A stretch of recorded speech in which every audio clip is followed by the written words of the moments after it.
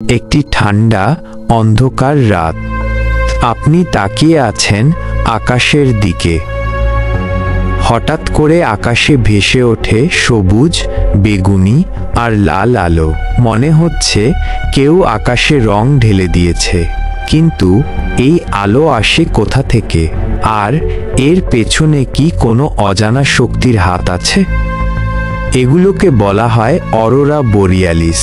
যখন সূর্যের অতিরিক্ত শক্তি পৃথিবীর চৌম্বকীয় ক্ষেত্রের সাথে সংঘর্ষ করে, তখনই এই আশ্চর্য সুন্দর আলো তৈরি হয়।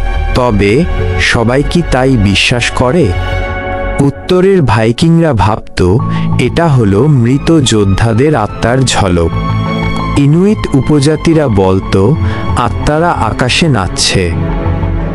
কিছু গবেষক বলেন এই আলো থেকে এসেছে কিছু অদ্ভুত শব্দ, যা মানুষের কানে শোনা যায় না, কিন্তু প্রাণীর আচরণ বদলে দেয়।